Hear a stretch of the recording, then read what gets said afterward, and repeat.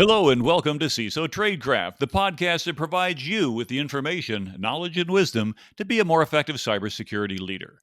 My name is G. Mark Hardy, and I'm excited to share with you a special show today on negotiating your CISO package. Now, before you listen to this episode, we highly recommend listening to our episode number 106 on how to win your first CISO role. Now, just a quick recap if you haven't listened to that recently or listened to it at all. In episode 106, we talked about the different types of CISO roles. You can be a startup CISO, a segment CISO, or a business information security officer, first line only CISOs, and then a traditional CISO. We then discussed the difference between being a CISO at a small, a medium, and a large company, and really what it takes to get to the Fortune 500 CISO level role. We highlighted what to include in your resume to get through the HR checkpoint and how to best answer questions with the STAR method. Remember, specific situation, task, action, and the result of the situation you're describing. And we also identified questions that make you look smart while also highlighting your experiences during HR and hiring manager level interviews. Now, let's imagine that you've gotten all the way through those critical steps and you get a call from HR saying the company wants to move forward. What should you negotiate in your hiring package? We're going to go over that topic in detail so you can get the best opportunity to financially reward yourself and your family. And today I'm very happy to have a special guest on board, Michael Piacente from Hitch Partners, who is going to be able to give us an expert opinion in this area because that's your area of expertise. Michael, welcome to the show. Thank you. Thank you for having me. So tell me a little bit about yourself and what you do.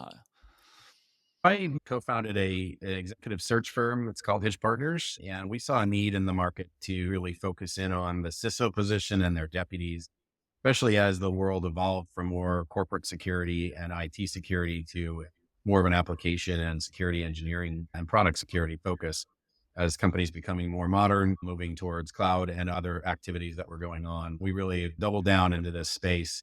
And our primary focus is in the CISO and deputy space. We run about 30 to 40 executive searches a year. We're retained by our clients, but we talk to about 200 companies a year that are looking for this position or similar positions. And so I'm based in the Bay Area. Our team is spread out throughout the US, and we're excited to be in this community. It's very fun to be here. This sounds great. It's like a niche marketplace, but you're a master in it. And so as a result, you're probably going to be the best person to talk to. We'll go into this discussion, and I'm sure you're going to be able to have great ideas to contribute.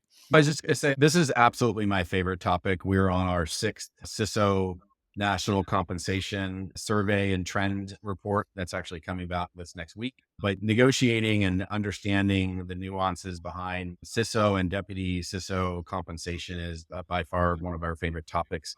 And just for the listeners to know that it's actually an extremely nuanced field, right? And it's more nuanced than companies realize when they're talking to a CISO. CISO has special superpowers of understanding what their effects of the business are, understanding how they can impact using their programs. So their questions around compensation tend to be a lot more thoughtful than most companies give them credit for. And so the presentation of an offer package usually isn't as comprehensive as a CISO would like to see, and it creates questions. And we hope that's where our value comes in. Our role is really to guide the candidate to ensure that they're seeing full transparency in a compensation package, while at the same time balancing to ensure that a client, we're guiding them to make a very informed decision and to be sure that they're not underpaying or overpaying for a leader. And that this takes a number of conversations that are behind the scenes on our side of the business that a candidate may not see, a CISO may not see, but it's negotiating those finer and typically underestimates the recruiting, where recruiting agencies, executive search firms are actually dealing with the client. So I just wanted to point that out, that there's a lot of nuance here, and it's not just a straightforward kind of how-to guide. There's always a situational difference in every environment. So it sounds like you're an honest broker in the whole situation. You're not twisting somebody's arm one way or the other. Show me the money, Right. but rather it's I let's make mean, the deal. exactly. For anyone that knows our business, we actually operate on a fixed fee, which is set. It's not variable. So it does not matter if one person is making more or needs to make more, our compensation is flat, right? The pure motivation is to ensure that both the client and the candidate have an informed decision in front of them with no other motivations being. And so we also have guarantees. Ours are usually 6 months or a year. And so we're highly motivated to making sure that this environment or that this engagement is a long-term success. Our average is about just under 4 years for our placements. And so we want to ensure that everyone understands everything. Everything's going into this with open eyes and that it's going to be completely transparent. At the same time, we also respect the fact that a CISO's leverage to negotiate the proper compensation package starts with the offer phase and not a year later when they realize they may have been underpaid. So we want to try to get the best situation for that CISO to ensure that they have the most comprehensive and transparent package. And I think having that comprehensive view makes a good sense. I'm thinking years ago, it wasn't a CISO job, but it was back late 90s where I was taking a job over at Secure Computing Corporation. And it happened at the time to be finishing up my MBA. And one of the classes that was there was on negotiation techniques. And so I figured, hey, I'm studying this stuff. Let's put it to good use. And the company I was at, I was doing a lot of consulting and doing a lot of publicity. I was doing the traveling roadshow. And so the two places I could go to, like VP of consulting or VP of marketing, they hired in over the next several months from outside. So basically, bam, glass ceiling went over. Okay, I got nowhere to go. And so in this conversation with John over at Secure Computing, who originally was going to be a subcontractor, hey, I'll throw business your way. I said, I don't have anywhere to go anywhere I'm at. And he said, what do you really want to do? I said, I want to build a consulting practice. He said, why don't you come here? Okay. I didn't think of it first because I'm too much like my dogs. You tend to be loyal to your current environment. But I dug out my stuff. And of course, a lot of people think that the first thing you talk about is compensation. And you go, okay, what's my salary? And a lot of people are done with that. But you understand a little bit more that there's more to it than that. You got the base salary, there's also bonuses, and there's even things like stock options. And these stock options can come in as restricted stock units, or they could be something else. But in this particular case, they had an offer. And I said, what about this? I don't have to relocate, but you had a relocation thing in there and you're happy to let me where I'm at. Could we put some of that toward a sign on bonus? Sure. I've got stock options where I'm at. Do you offer stock options there? Why, yes, we do. And how about educational benefits? And how about this? And by the time I was all done with the package I had put together, I was able to repay my MBA program in its entirety within 7 months of graduation. I did change jobs in the second half of that year. But it was like November, December. And I said, what's your educational benefit? It was X thousands per year. And I said, was that per calendar year, academic year? He said, calendar year. So if I joined the company in December, I could do it from December. And then, so little stuff like that, if you don't think about, it's not there. But we were working cooperatively Yes. to find a way to make it work, because for the most part, that was not coming out of his operational budget. That was money that the company had. But for me, it ended up putting together a nice package where I could sell it at home to the family and say, this is great.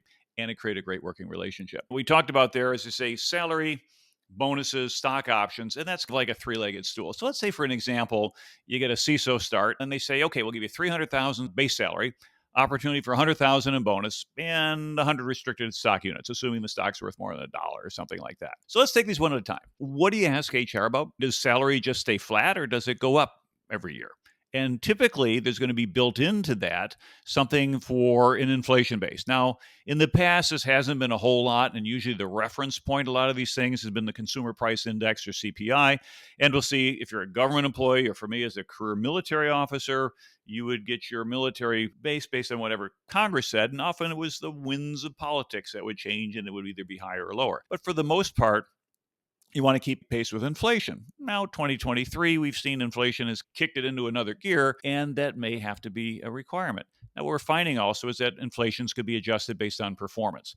If you're an average employee, you might get a 3% increase. If you're good, you're doing better than average, you might get 4%. And if you're great, you might get 5%. Now, this is not a promotion that I'm talking about. A promotion might be 10 or 15% bump when you go to a different pay scale. But we're just talking, you're in the same job, you're in the same basic scope of responsibilities, but you're going to get a kick up there. So that's one thing to understand up front. And there's no reason not to ask about that, because it's nothing hidden and it's nothing horrible that they're saying, why is this candidate asking about how do we do annual performances? Another thing is also the bonus structure. And bonus is often based on performance. But the thing is, you're not guaranteed a bonus. Bonuses, if they were guaranteed, to be part of your base compensation. So you might find out that you get some or little or none of the bonus, depending upon if you're an underperformer. If you do well, you might get a full bonus. And sometimes if you're an overachiever, you could overmax that. And this is not in a sales environment where the more you sell, the more you get, because you're not really in a sales role as a CISO. But if you can deliver some great value, you can potentially knock the cover off the ball when it comes to bonuses. Recognize, of course, that's also going to be an economic factor. If we're looking at a downturn in the economy, potentially, we'll see what happens in the next few months, there might be some pressure on that as well. And now that we have our base salary, let's say it's going to be 300K, and we've got our pool of 100K, might be more, it might be a little bit less. Then we also have an opportunity for these restricted stock options, but we haven't talked about that yet. So now, when we're at 300 base and 100 bonus, now we're at the 400, maybe a little bit more for doing well. But wait, there's more, because we want to understand, is that bonus structure at risk? Because you could ask, if the company's been around a while, what did you do in 2008 or 2020 or 2021 if there was bonuses? Because if they didn't pay bonuses, or if they did a whole bunch of furloughs or things like that, you might say, I don't know, they're probably going to lather, rinse, repeat, and do it again, because that might be part of their culture. 2023, we'll find out, because we had COVID a couple of years ago. But now the real concern is what? If we're facing an economic downturn, we're watching the stock market going, the bond market doing crazy stuff, the Fed trying to decide what they're going to do for the rates, and all that's going to impact us there. And so remember that when you come in for a bonus, it's probably going to be prorated. Although I was fortunate that I got a calendar year amount of academic assistance, but that was only a couple K, wasn't a lot of money. A performance bonus is going to probably be prorated and not given a whole year. So if you come in June, you might be looking at half of that and stuff like that. But I've heard of a concept called a carve back. What does that refer to? Yeah, first of all, great content. I think this is super helpful for anyone listening. So there are situations, and very often in our searches, you will see a signing bonus, which is to say that we may not be at the level of base compensation we need to today. We understand we might be light. It's just what our bands are, or what we believe the base salary to be for this level. And, or we do not have the right bonus structure. Maybe it's a newer company that has a really bonus compared to the bands of leveling that they have. Wherever there might be a couple other scenarios, but often one of the tools that are used is a signing bonus, which is paid. A portion of that is paid in the beginning upon start, your first paycheck or second. And the second one may be delayed 6 months or whatever it may be. And the reason why companies would do that is to spread the $100,000 signing bonus, which would be very large. But just using a full number, since I have problems with math, I would say they might pay a 50K signing bonus in the beginning of January, and then a 50K in June. The carve back comes if there's a risk in the candidate moving on or leaving before a certain amount of time, that they actually have to pay that back, or we call it clawback. And that is actually very common language in these offers that we see. So just to bring it forward to everyone to know that, probably not necessarily walking in with the idea that you should be seeing a signing bonus, but where there is a delta in the perceived total value on the cash side. And that is one tool that companies may be open to administering, but there will be a clawback. Usually there is a clawback that's in the offer letter. Got it. And so we have the base compensation, we'll have the bonus, some possible sign on bonus or annualized bonus. And then the last piece of the total compensation would be stock. Typically, they're called restricted stock units, or RSU. And you want to figure out if that $100,000 that they might say that stock is worth is being paid over a 3-year or 4-year, 5-year. And there's vesting and there's price points and things such as that. And so the standard vesting schedule, in my experience, has been around 3 years, but that's not guaranteed, is it? That's correct. Yeah, we have many companies that look at a 4-year vesting schedule. There may be some acceleration in the first year. And I'd also say that in addition to RSUs, we work with a lot of private companies as well, probably half and half enterprise and private. And one of the things that we see is not necessarily RSUs, but options.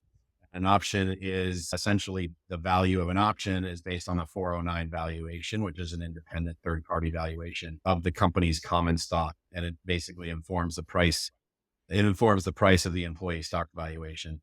So it's a fair market value assistance. It's not real money yet. No event has occurred, but you do need to put a value on it. And that would be these stock options, which are very common. The difference is the RSU, you can look at the stock symbol and see where the trends are being, and predict, although no one's going to be able to tell you exactly where the value of your overall equity will be in that company. Whereas with a private company, you will be looking at the options based on a third party evaluator compared to where competitors are and things of that nature. So In those situations, we always recommend that you get the maximum amount of transparency from the client from the company as you can. And there's an effort we can talk about it in just a bit, but there's an effort to get through that process that requires a little bit of nuance.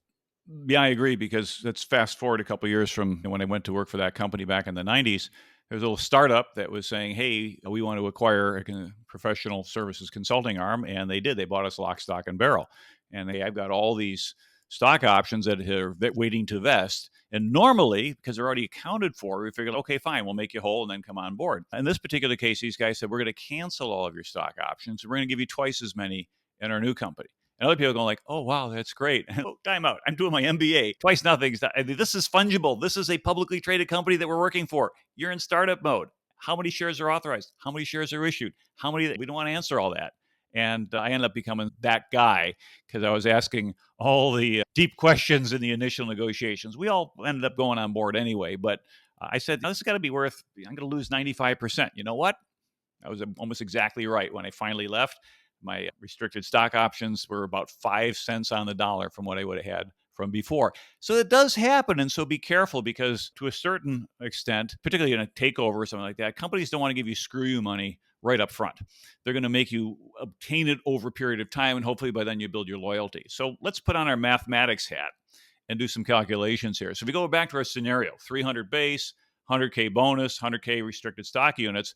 In your first year, maybe you're starting out, so you're average. So you don't get any extra stock. You start in June, you get half your bonus. So 300K base, 50K in bonus, so 350K total. So yeah, still not bad. Year two, though, you get your cost of living allowance. Let's say it's only 3. You're a good performer. So now you're at 309, 120K in bonus, and now you get 33,000 in stock. So now you're up to about 460,000, which is a whole lot better than 350. And in year 3, now you get a 4% cost of living. You get a great performance because, after all, you're a well-experienced CISO. So now you might get your base of 320, 200K in bonuses, 66,000 in stock, and now in the third year you're making over $587,000. That's a lot more than the 350 in year 1, and which is your salary is likely to go up significantly if you stay with a company and you get better at your job, because your bonuses will show improved performance. The vesting of those options kick in, you get some more money. And also, it's designed to create a few of these golden handcuffs. They don't want people taking the money and leaving. The longer you stay, the better you do. And some companies like Amazon, for example, have traditionally given a lot of their compensation beyond a certain cash point in stock. And for many years, they could say their stock's going to go up 15%. And year after year, from like 2010 till about 2021, that was pretty true. Not so much last year or so, and we're in a whole different world. But one thing to remember, though, is that these RSUs, or stock options, are basically, how do you value them? You already talked about that. Someone else would come in, if they're not a publicly traded company, and say, "What's it worth?" That was the question I had when I changed jobs from a publicly traded company to a private startup. But it's really important if the company stock price goes up or down if you're in a Fortune 100 company, because there you might see 25 to 50% of your total compensation being in stock, at which point you could then see $1 to $3 million in total compensation. And that could go down quite a bit if the stock goes down, or conversely, if the stock goes through the roof. Happy, happy joy. Thoughts on that? Absolutely. There's a lot to unpack there, but first of all, a great guide. So going back to privately held companies, I guess first the point I would make is that, which you alluded to, which is entering these discussions is not to push them overly definitive or confident or overstating the approach, right? It's not a one size fits all. Even at a public company, which you might think, okay, they have a standard protocol for their offers. That may be true. They may be a little bit more mature in that, but there's always triggers and things to think about, nuances. But in a privately held company, you need to understand that, first of all, they may do, especially coming out of this downturn, that there may be some creativity or lack of maybe transparency in how they're evaluating value, right? I think a lot of the private companies we've worked with is hold back on showing the full blown covers of what's going on. And you really do need to not push, but be curious and ask, how would I value the total valuation of this offer over the course of 4 years? Can you show me the valuation of other like companies that have gone through similar trajectories in your funding and your revenue stream? And asking the pertinent questions to ensure that you have full transparency of what the value of the offer is. And by the way, your comment on the public companies having a large percentage of the value in equity is very true in private. In fact, most of our privately held offers are about 30 to 40% cash based and about 60 to 70% equity based. So it's incredibly important to understand what will the value be as the years go on, and how can I impact that with my security program that I'm building? How can I enable the business? And so that's, if you're looking at helping a company to be built and to grow that company, and you have 60 or 70% of your equity of your entire compensation driven into the equity of the company, it's a very fair question to understand what the level of transparency is about the value of that over time. No one's going to predict it exactly, nor will put it in writing, but you can have a very frank conversation with some curious questions to get to that. And you want to also understand what the intention is, because if the company is a startup and they're going to go well, and there's a goal to perhaps go public, there may be an opportunity at some point to say, hey, let's clean up that cap table. So, for example, one town over from here, where I live, is KnowBe4 in Clearwater. And Stu Sharman, I've known him for over a decade, and they did quite well. They did a reverse SPAC, about a $2 billion IPO. And I remember talking to him several years ago about saying, what can I do to help out? And is there any equity opportunity? And they said, once they really got going, they're like, we're actually trying to clean up our sheet a little bit. So we're buying back the stock we gave to some of the early people in. Buy it back at definitely a plus up. So they're happy to get it now. But it made it a lot easier to go ahead and do the financial transactions to go big when they only had a very small number of shareholders. So you got to look carefully. It might be deep into the T&C, if you will, of that offer, but you want to make sure that you're not thinking like, oh, I'm going to have all this stock, I'm going to be worth a ton of money, only to find out that, well, buried in there is a right to claw back, buy back, et cetera, at some price, usually just established by the board. You don't have any input in it.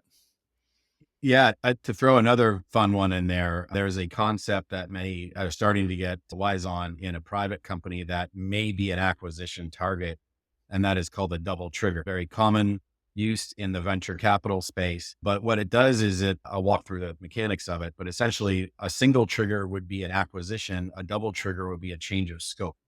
So you are excited to be the CISO of this budding Series D company, and they move into an acquisition mode where you are now been blessed with a new position upon the execution of the acquisition. The acquirer now offers you a senior manager of detection and response in their global security organization, and you were well on the path of being a CISO. So to project you in that scenario, you would have a double trigger clause in your agreement that will forward vest your equity, a certain portion of it. In CISOs, we see an average of about 50%.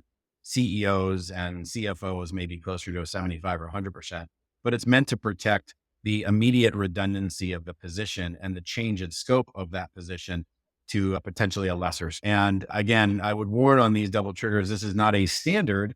It is something that you should ask what the appetite or what the history has been for double triggers in this environment that you're moving into. If none of the executives have it, they're probably going to have an allergic reaction if you ask for it or demand it. If there is some, I guess, precedent for it, then they'll probably be open to it. But maybe your level that they're considering this position is not at the level that would warrant a double trigger. And that's where the conversation has to start. Are you okay with the person that's responsible for managing, protecting, and enabling your data across your business and narrating your security program, both internally and externally? Are you okay with that person not being part of the exact ideas and benefits that other executives have? I would say that the CISO role deserves that, just like they deserve to be on the D&O policy, which we can get into in a bit. Double triggers for a privately held company, not so much the exposure on a public company, but a privately held company is, at least in our searches, it is 90+% in there for almost every negotiation. But again, not an absolute. Some great insights, because some of that stuff I had not even heard of before. So I'm taking some notes here. But besides total compensation, there's other things you can negotiate when getting hired. One may be to ask, what's the amount of leave that's typically given to the company? And when you may have a copy or take a look at a copy of the company's benefit policy. And you look at it and it says new employees get 10 days of annual leave. And then eventually, after 15 years of the company, you get 20 days off. So do yourself a favor and say, hey, I've come here with over 15 years of experience. And therefore, I am at the seniority level. I need the 20 days of annual leave per year. It's not a deal breaker usually on the other end because there are people getting that. But if you're starting later in the year, it's going to be prorated. So don't expect to start in the first week of December and say, hey, I got the rest of the year off. I'm going to come back on the 3rd of January. But other things I had mentioned earlier, relo and starting bonuses. If they really want you to relocate, there's a cost of moving costs. And ideally, they'll cover the cost of closing on your home. In some cases, they'll buy your house at whatever. Right now, we're seeing a real estate market all of a sudden getting soft and squishy. A year ago, not so much. It was a lot nicer. So again, you have to figure out about what are the relocation policies. And say, but wait, there's more. So in addition to the benefits and the sign-on and the opportunity for leave and relocation and starting, let's talk about starting bonuses. It's common to ask for a bonus and probably get one when you start a new role because you might be leaving behind unvested stock units and things such as that. And you might find out that you've got 401ks that haven't been put into play, and therefore you're going to leave that money behind. And in my particular case, I remember when I went to work for Ernst& Young, I got hired to run their Wall Street security practice. I said, I got a bunch of clients that I've got to wrap up work on. And it wasn't so much a starting bonus, but it was more of a matter of how much do they pay you if you leave? Because if you've been there a certain number of time, you'll get X number of months. If you're there less than a year, for example, you get a small fraction of X. And all those things can work in there that you can think of. Any thoughts in terms of other ideas that we might want to consider with regard to that argument? Yeah, three points here. One, these all lead to different nuances and triggers that happen during the negotiation process, but it leads to a bigger topic, which is you hear the initial offer and then you think through, talk to your friends, talk to your spouse, and you think about what can I counter with, which is highly recommended to look at it. Very few times have we seen an offer right out of the gate be accepted on the spot. But you should think about it. This is a huge decision. It does not happen many times in your life, and you should be really thoughtful about it.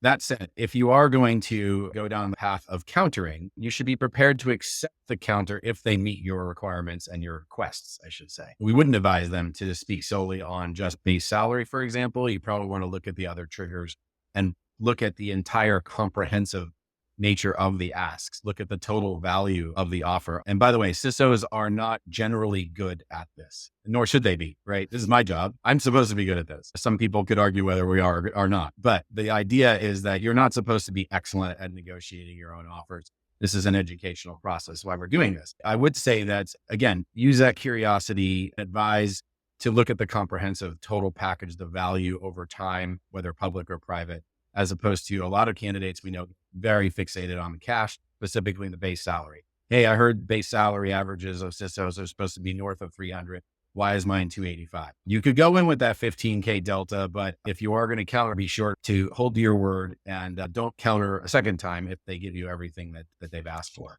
Yeah, that's right. Don't be a jerk, if you will, to put it very succinctly. If you think about the nuance of you countering multiple times, it also gives them a little bit of a window on how you might interact in the business in general. Yeah. Not that everyone's involved in your negotiations. So just a couple of points there to mention, but I think you've hit the broad strokes. Right. It's a good point. Now, let's say we've got all this numbers worked out and we're all agreed to on paper, but we're almost not quite there yet because we want to think about our title and our responsibilities. Because we'll walk in saying, hey, I'm an officer of the company, I'm a CISO, but you might find out that the officer level is really reserved for senior vice presidents and higher. So you might say, what's my peer? Am I like a managing director? Am I a VP, a senior VP, an executive VP? Where do I fit in that hierarchy? And then once you know that, you want to find out about your corporate liability insurance policy because that's something important. We've seen CISOs be held legally liable for things that they've done, sometimes criminally liable as well. So you might want to say, hey, if all directors are above or somebody has to sign on SEC statements, they're covered by directors and officers insurance or D&O. And then you might ask, hey, can you please confirm that as a CISO, I'm covered under the D&O policy? Because that's another way, inversely, of asking, where do I fit in? Because if you're thinking you're here and they're going, yeah, you don't have to worry about that, you're way down here, then you're probably not where you think you're going to be. And to a certain extent, it's like the difference between a commissioned officer versus a non-commissioned officer in the military. You get a very different experience. Well said. I think for everyone to understand, this coverage extends to cost of defending you. It could arise from criminal or regulatory investigations, regulatory being the soup du jour these days, and or trials, right? And the one thing that it doesn't protect is if there was an intentional illegal act, right? That is not going to be typically covered under D&O policies. Again, the majority of our offers that we work through, we highly recommend that the candidate ask for to be placed on the D&O policy, given the nature of the work, the signatures that have to go on SOC 2 and ISO reports, anything that's regulatory based. If you are the signator or the creator of the content that allowed the signator to get to that point, it's being audited. You should be protected. CISOs are at great risk of this. Again, not the absolute playbook to go in and demand it, but say, I would greatly appreciate it if there's a consideration to be included on the D&O policy. Here are the reasons why. Usually there's not too much of a fight for that, but it is important. Many CISOs forget to ask, and then getting on it later becomes a little bit of a bigger issue. But to your point about the stature of where it is in the organization, does this organization really feel that the CISO or deputies are really going to be at risk in the greater good of what we're trying to achieve here? Are they being asked to be at the seat of the table, and how will they be treated in their programs? A great way to determine that is, are they interested in having me extended on a D&O policy, right? I will be involved in the strategy, not just asking me to sign it, but asking me to be part of the architecture of that. So I think it's a great way to look at it. In general, I wanted to make a comment about titles. I think titles are fairly overinflated in the CISO world. There's a large portion of CISOs that are not currently doing the CISO scope.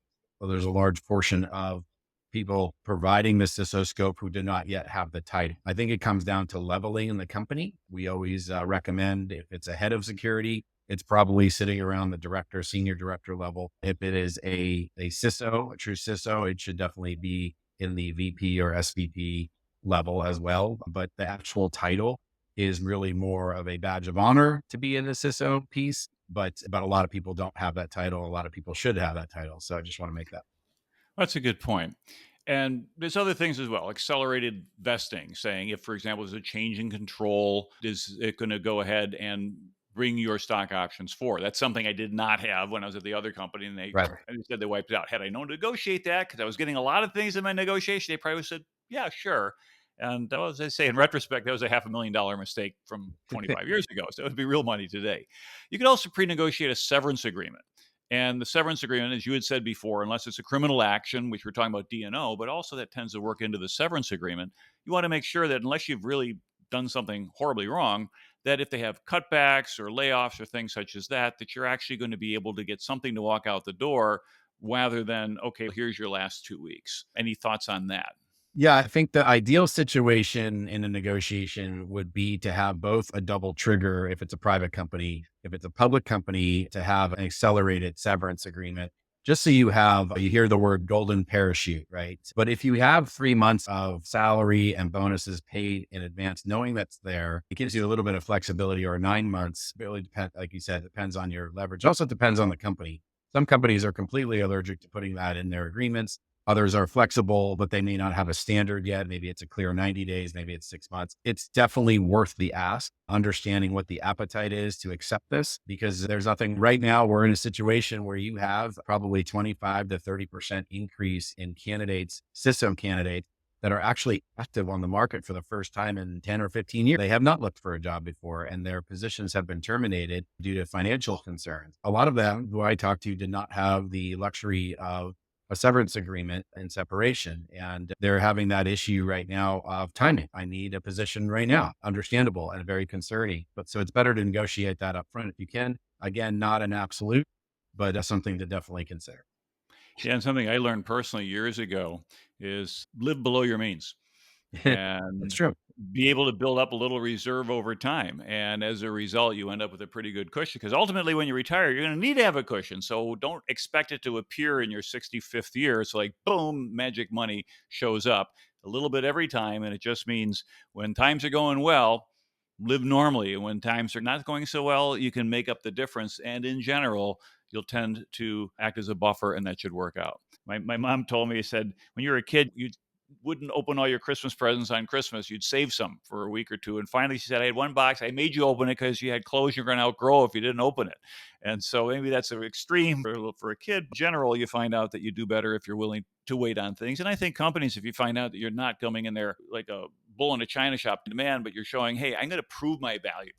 And if I prove my worth and prove my value and contribute to the organization, then let's agree to an opportunity that we can have that, because people change, jobs change. That really excited manager who hired you, who fought with HR to get you the best deal, that HR interviewer who seemed to really hit it off with and things went really smoothly, those people may not be there in 2 years or 3 years.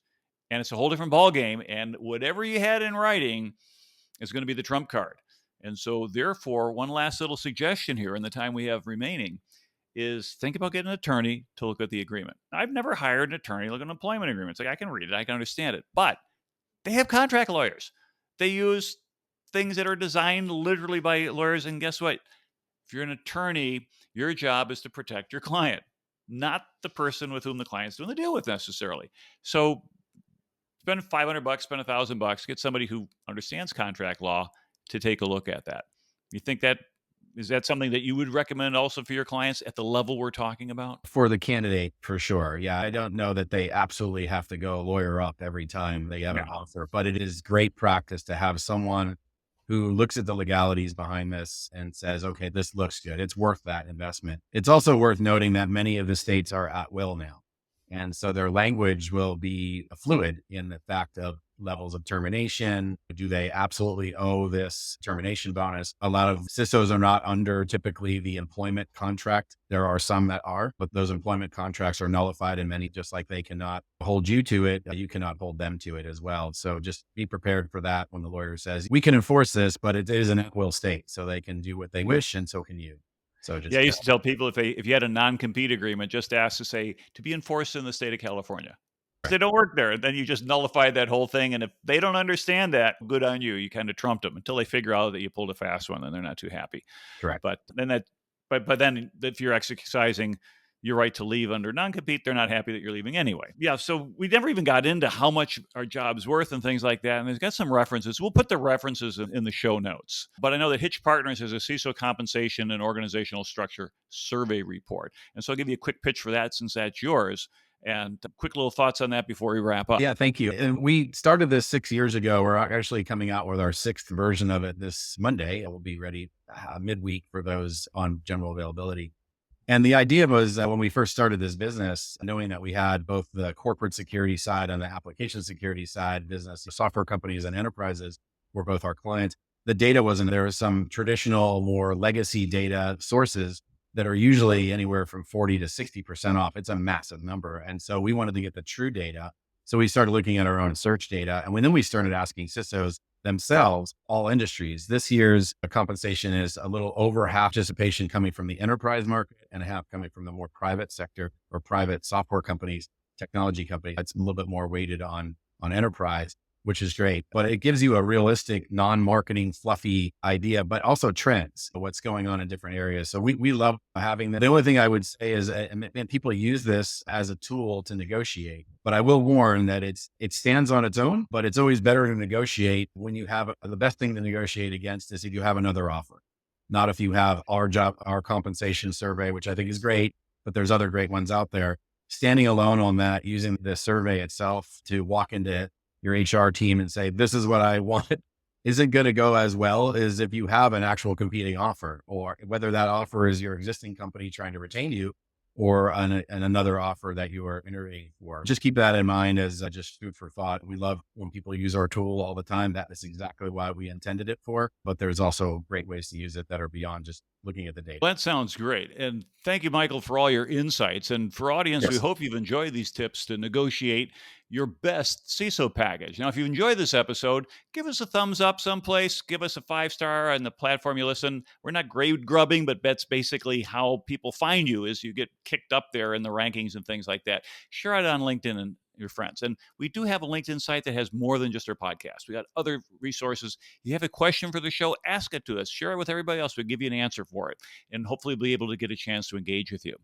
Again, this is your host, G. Mark Hardy. It's been a privilege to be with you today. Michael Piacente, thank you very much for being part of our show. Until the next time, stay safe out there.